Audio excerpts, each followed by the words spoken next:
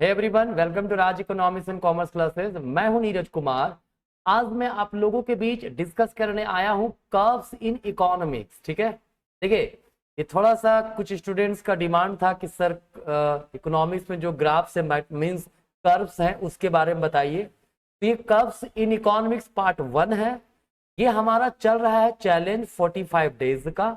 ये है day number 19, right. आप लोग याद रखिएगा, टारगेट हमारा यूजीसी नेट 2024। बाकी आप कभी भी ये टॉपिक आप देख सकते हो। इकोनॉमिक्स में जब भी कर्व्स की बात आएगी तो ये टॉपिक सेक्शन इंपॉर्टेंट है ना। इसको 2-3 पार्ट में कोशिश करूंगा। इकोनॉमिक्स में जितने भी इंपॉर्टेंट ग्राफ्स हैं, कर्व्स हैं, उसको मैं डिस्कस कर दूं आपके साथ, राइट। सबसे पहला जो हम लोग बात करेंगे वो होगा backward bending supply curve of labour. ठीक है, कहता है जो लेबर का सप्लाई कर्व होता है, राइट, जब वेजेस बढ़ रहा होता है तो शुरुआत में क्या होता है, लेबर का सप्लाई L1 से L2 बढ़ गया, ठीक है। लेकिन अगर उसके बाद भी वेज बढ़ता है तो फिर लेबर का सप्लाई घट जाता है। ऐसा सिचुएशन क्यों होता है भाई? क्योंकि बेसिकली कहता क्या है कि जैसे जैसे वेजेस बढ़ता है ना, तो जो वर्कर होते हैं वो थोड़ा सा लीजर को प्रेफरेंस देने लगते हैं, मतलब आराम करना प्रेफरेंस देते हैं। ठीक है, क्या है इसका मतलब, थोड़ा सा समझने की कोशिश कीजिए, है ना। कहता है जो बैकवर्ड बेंडिंग सप्लाई कर्व है is a graphical device showing a situation in which as real wages increases beyond a certain level, जैसे ही एक सर्टेन लेवल से ज्यादा वेज बढ़ता है, people will substitute time previously devoted for paid work. ठीक है, मतलब जो पहले पेड वर्क में जो काम कर रहे थे, ठीक है, उससे किधर की और मतलब अपने आप को डिवोट करेंगे लीजर की तरफ, जो कि नॉन पेड वर्क है। ठीक है, तो higher wages lead to a decrease in the labour supply and so less labour time being offered for sale. जब जैसे जैसे वेजेस बढ़ता, हायर वेजेस होगा ना, तो जो लेबर है, ठीक है, वो क्या करता है, वो काम का ऑफर घटाने लगेगा।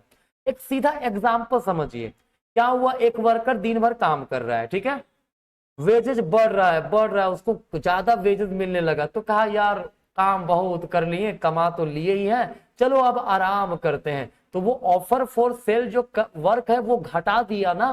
तो ये होता है बैकवर्ड बेंडिंग सप्लाई कर्व का सिचुएशन। ठीक है, कुछ अजम्पशंस हैं, इसका ध्यान रखिएगा। Worker choose whether they will work and how many work they will work, मतलब जो वर्कर वो खुद सेलेक्ट करेंगे कि कितना देर मुझे काम करना है, कितना काम करना है। ठीक है, there is no contractual obligation to work a certain number of hours, कोई कॉन्ट्रेक्चुअल ऑब्लिगेशन नहीं, वरना मजबूरी में हायर वेज पर भी अच्छा काम करना पड़ सकता है। ठीक है, कोई ऑब्लिगेशन नहीं है, जितना मन है काम करने को उतना करेगा।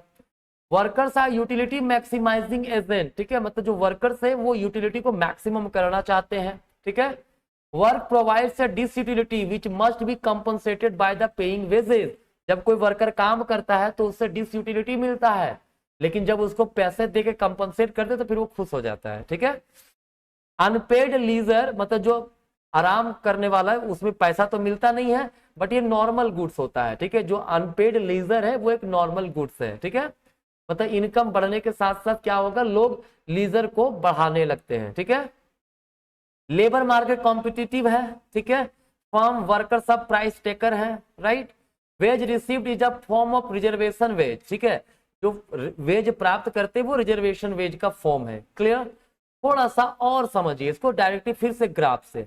देखिए ग्राफ क्या बताता है, अगर रियल वेज जो है W से W1 जाता है, ठीक है, तो the substitution effect for the individual worker overweight the income effect. ठीक है, तो सब्स्टिट्यूट कर देगा वो अपने वर्क को, कहां से, L1 से L2 तक। ठीक है, देखिए वर्कर ज्यादा काम करने लगा ना पहले से, राइट, ज्यादा ऑफर कर रहा है, therefore the worker would be willing to increase hours works और pay from L1 to L2, तो वो L1 से L2 काम करने को रेडी हो जाएगा। लेकिन अगर एक सर्टेन लेबर फ्रॉम WT से W3 अगर वेज होता है, ठीक है, तो क्या होगा, जो नंबर ऑफ आवर्स ऑफर कर रहे थे वो घट जाएगा। क्यों? क्योंकि उसके पास वो इतना कमा लिया ना, W1 से WT जो बढ़ा था, ठीक है, उसी समय इतना कमा लिया कि अब और उसे काम करने की इच्छा नहीं है। वो किसे प्रेफरेंस देगा, वो अनपेड लीजर को प्रेफरेंस देना शुरू कर देगा। ठीक है, क्लियर है? तो क्या होता है, शुरुआत में जब वेजेस बढ़ता है तो लेबर काम करता है, लेकिन एक अच्छा खासा वेज मिल गया और उसके बाद भी वेजेस बढ़ रहा है तो वो काम करना नहीं, आप थोड़ा आराम करना प्रेफरेंस देगा। ठीक है ना? क्लियर है? क्योंकि जो आराम है वो क्या है, नॉर्मल गुड्स है, इनकम बढ़ रहा है, वो आराम करना ज्यादा पसंद करेगा। ठीक है? तो ये है हमारा backward bending labour supply curve. ठीक है, चलिए आगे है बेवरेज कर्व। ठीक है, ये क्या है भाई? तो कहता है this refers to a graphical representation that shows the relationship between unemployment rate and the job vacancy rate. ठीक है, एक्स एक्सिस पे अनएम्प्लॉयमेंट रेट लिए हैं, वैकेंसी रेट ऊपर लिए हैं, ये डाउनवर्ड स्लोपिंग होता है। मतलब कहता है कि जब हायर जॉब वैकेंसी का रेट होगा तो अनएम्प्लॉयमेंट ऑब्वियस सी बात है कम होगा, क्योंकि लोग ढूंढ रहे हैं व्यक्ति को। ठीक है, और जब वैकेंसी कम होगा तो वहां पे अनएम्प्लॉयमेंट काफी ज्यादा होगा। ठीक है, ये जो है ब्रिटिश इकोनॉमिस्ट विलियम ब्रेवरीज ने इस कॉन्सेप्ट को दिया था। ठीक है, इंपॉर्टेंट कॉन्सेप्ट है, सीधी सी आप देखते होंगे रियल लाइफ में, जैसे जब वैकेंसीज बढ़ जाते हैं तो लोगों को रोजगार मिलना शुरू हो जाता है, जब वैकेंसी घट जाता है, ठीक है, तो क्या होता है, लोग अनएम्प्लॉयड होने लगते हैं। ठीक है, कहते हैं तब जो बेवरेज कर्व है यूजुअली क्या होता है, डाउनवर्ड स्लोपिंग होता है, इस प्रकार का डाउनवर्ड स्लोपिंग होगा। Clear? When there is high job vacancy in an economy also, इसका मतलब क्या होता है कि लो अनएम्प्लॉयमेंट रेट होगा। क्यों?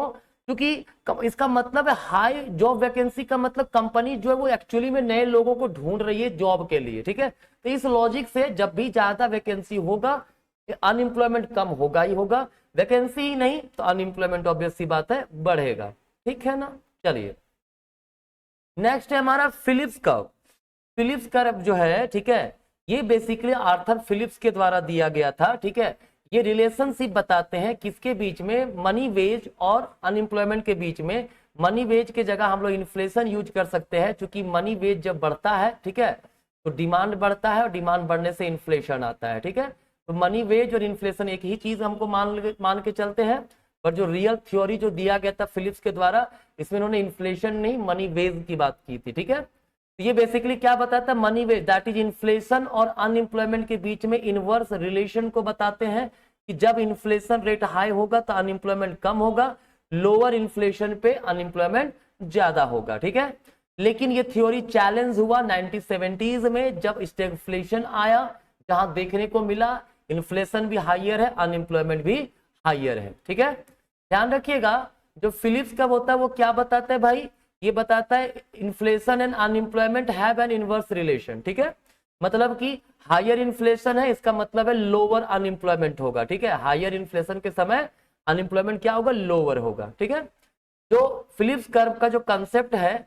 ये बड़ा गलत साबित हो गया 1970s में। ठीक है, कहा गया, तो मिल्टन फ्रीडमैन जो है उन्होंने भी कंसेप्ट दिया था, उन्होंने लॉन्ग रन फिलिप्स कर्व की बात कहा, जो कि उन्होंने कहा कि वर्टिकल होता है। ठीक है, ये लॉन्ग रन फिलिप्स कर्व है, राइट, मतलब लॉन्ग रन में इन्फ्लेशन से अनएम्प्लॉयमेंट अफेक्ट नहीं होता है, there is always a natural rate of unemployment. ठीक है, जो हमेशा अवेलेबल रहेगा इकोनॉमी में। ठीक है, अगर थोड़ा बहुत कभी फ्लक्चुएशंस आता भी है तो वो एडजस्ट कर जाएगा। ठीक है, और वो लॉन्ग रन पर ही बना रहेगा, मतलब there is no relationship between unemployment and inflation in the long run. क्यों? क्योंकि जब इन्फ्लेशन आता है, मान लो मनी वेज बढ़ा तो इन्फ्लेशन भी तो आ गया, तो मनी वेज बढ़ने से वर्कर काम करना चाहता है, लेकिन जैसे वो काम करने जाएगा देखे भाई इन्फ्लेशन भी बढ़ गया। ठीक है, इन्फ्लेशन बढ़ गया मतलब उसका रियल रूप में कोई पैसा बढ़ा ही नहीं, परचेजिंग पावर उसका बढ़ा ही नहीं, उसको सिर्फ मनी इल्यूजन हुआ था कि हमको ज्यादा कमा रहे, कहाँ कमा रहे, इन्फ्लेशन आया, जितना पहले परचेजिंग पावर था अभी भी उतना ही है, तो फिर वो काम छोड़ देगा। ठीक है, और हमेशा नेचुरल अनएम्प्लॉयमेंट रेट जो है इकोनॉमी में अवेलेबल रहेगा। ठीक है, तो याद रखिएगा शॉर्ट रन में ट्रेड ऑफ होता है किसके किसके बीच में, इन्फ्लेशन और अनएम्प्लॉयमेंट के बीच में, लेकिन लॉन्ग रन फिलिप्स कर्व जो होगा वो वर्टिकल होगा। क्लियर है? चलिए नेक्स्ट है हमारा चौथा नंबर लेफर कर्व। ठीक है, कौन सा कर्व है, लेफर कर्व। ठीक है, ये लेफर कर्व क्या कहता है भाई, देखिए लेफर कर्व बड़ा इंपॉर्टेंट है, टैक्स और टैक्स रेवेन्यू के रिलेशन की बात करता है। कहता है अगर टैक्स रेट जो है are increase above a certain point then tax revenue can actually fall because higher tax rate discourage people from working. मतलब जब टैक्स रेट एक सर्टेन लेवल से आगे जाएगा तो वैसी स्थिति में क्या होगा भाई, वैसे केस में टैक्स रेवेन्यू जो गवर्नमेंट कलेक्ट करती है, ठीक है, वो घटेगा, क्योंकि लोग काम ही नहीं करना चाहेंगे हायर टैक्सेस पे, ठीक है। ये जो कर्व है it was developed by Arthur Laffer, ठीक है, जिन्होंने क्या रिलेशन दिखाया, रिलेशनशिप दिखाया between tax rate and the amount of tax revenue collected by the government, ठीक है। गवर्नमेंट के द्वारा जो टैक्स रेवेन्यू कलेक्ट किया गया और टैक्स रेट, इस दोनों के बीच में जो है ट्रेड ऑफ मतलब रिलेशनशिप रिप्रेजेंट किए हैं लेफर कर्व में, ठीक है। कहता है लेफर कर्व कहता है कि cutting taxes could in theory lead to higher tax revenue. कई बार ऐसा होता है कि टैक्स रेट अगर कम करें तो ये हायर टैक्स रेवेन्यू की ओर ले जा सकता है। कैसे भाई, क्योंकि कहता है देखो, अगर हम 0 शुरू करें, अगर 0% रेट ऑफ टैक्स है तो सरकार को पैसा भी कुछ नहीं आएगा, लेकिन इक्वली अगर रेट ऑफ टैक्स 100% है तब भी सरकार को कुछ नहीं मिलेगा। क्यों, अगर रेट ऑफ टैक्स 100% है तो काम करने का क्या औचित्य बनता है भाई, मैंने 100 रुपया का सारा पैसा टैक्स देना पड़ेगा। तो इस समय हायर टैक्सेस होना अच्छी बात तो नहीं है ना, कुछ रेवेन्यू ही नहीं आया। वही कहता है if rate tax rate are very high, मान लो अभी 100% नहीं, बहुत हाई टैक्स रेट है, तो उसमें अगर कुछ कट किया जाए ना टैक्स रेट, तो ये क्या होता है, इंसेंटिव के रूप में काम करता है। लोग जो है ना काम करने के लिए और इनकरेज होते हैं भाई कि चलो टैक्स ज्यादा नहीं देना पड़ेगा, जो कमा रहे सारा पैसा अपना होगा, ठीक है। तो वैसे सिचुएशन में क्या होगा, इकोनॉमी में कहीं ना कहीं जस्टिफिकेशन लाएगा, इकोनॉमी का ग्रोथ होगा। चूंकि जब टैक्स कट होता है तो लोग इनकरेजमेंट आता है काम करने को लेकर के, ठीक है। देखिए इसका कर्व कुछ ऐसा होता है, इन्वर्टेड यू शेप का लगभग होता है। 0% पे 0 टैक्स रेवेन्यू, 100% पे भी 0 टैक्स रेवेन्यू, ठीक है। कहता है जैसे जैसे हम लोग टैक्स रेट बढ़ रहा है, टैक्स रेवेन्यू बढ़ रहा है, लेकिन ये एक सर्टेन पॉइंट के बाद अगर टैक्स रेट बढ़ाया जाए ना तो फिर क्या होगा, टैक्स रेवेन्यू घटने लगेगा, ठीक है। इसीलिए कहता है टैक्स रेट को कम करना है ताकि सरकार का टैक्स रेवेन्यू क्या हो, बढ़े, ठीक है। मान लीजिए अभी टैक्स रेट कितना है, अभी टैक्स रेट जो हमारा है वो इतना है, ठीक है। तो गवर्नमेंट को टैक्स रेवेन्यू तो इतना ही जा रहा है ना, लेकिन जब टैक्स रेट घटा के इतना कर दिए तो टैक्स रेवेन्यू सरकार के लिए बढ़ा कि नहीं बढ़ा। तो वही कहा some time by reducing tax rate, ठीक है, government can increase tax revenue. Clear, यही है हमारा लेफर कर्व। मुझे उम्मीद है इसमें भी कोई समस्या आपको नहीं हुई होगी, ठीक है। तो नेक्स्ट हमारा है आपका क्या है, नेक्स्ट हमारा भाई ये है जे कर्व। ये इंटरनेशनल ट्रेड में, इंटरनेशनल इकोनॉमिक्स में काम आता है। कहता है जब बेसिकली क्या हो, डिवेल्युएशन किया जाए, है ना, मतलब जब करेंसी का डेप्रिसिएशन हो, मतलब रिड्यूस हो वैल्यू, ठीक है, तो क्या करेगा वो, कंट्री का बैलेंस ऑफ पेमेंट को सबसे पहले और वर्स कर देगा, ठीक है। शॉर्ट रन में क्या करेगा, वर्स कर देगा, लेकिन धीरे धीरे लॉन्ग रन में वो बैलेंस, ये क्या करेगा, इंप्रूव करना शुरू कर देगा, किसको, बैलेंस ऑफ पेमेंट का स्थिति को, ठीक है। जिस कारण से जे कर्व बन जाता है, राइट। क्योंकि देखिए जैसे डेप्रिसिएशन किया है ना, तुरंत तो हमारा एक्सपोर्ट नहीं बढ़ जाएगा ना, हाँ, और तुरंत इंपोर्ट हम लोग घटा भी तो नहीं लेंगे ना, जो इंपोर्ट कर रहे हो तो अभी भी कर रहे हैं, ठीक है। और ऊपर से जब डेप्रिसिएशन हुआ तो इंपोर्ट महंगा हो गया, ज्यादा पैसा देना पड़ रहा है हमारे विदेश में, ठीक है, और एक्सपोर्ट सस्ता हो गया तो कम ही पैसा आ रहा है विदेश में सामान बेच करके। तो शुरुआत में स्थिति और भी खराब हो जाएगा, लेकिन धीरे धीरे चूंकि एक्सपोर्ट चीप हुआ है तो एक्सपोर्ट काफी ज्यादा बढ़ने लगेगा। इंपोर्ट कॉस्टली होता है डिवेल्युएशन केस में, तो वो घटने लगेगा इंपोर्ट, और जो बैलेंस ऑफ पेमेंट है वो इंप्रूव होगा, ठीक है। और जो कर्व लेगा वो कैसा शेप ले लेगा, जे शेप का ले लेगा, इसीलिए इसको कहते हैं हम लोग जे कर्व, ठीक है। तो ये 5 आपका आज का था कर्व्स इन इकोनॉमिक्स। और भी कुछ कर्व्स लेकर के आऊंगा, 1-2 और पार्ट आएगा इसका, ठीक है। मुझे उम्मीद है ये काफी आपके लिए हेल्पफुल रहा होगा। अगर अच्छा लगा कमेंट कीजिए, लाइक कीजिए, दोस्तों तक शेयर कीजिए, है ना। आज कहीं तक, मिलते हैं नेक्स्ट क्लास में, धन्यवाद।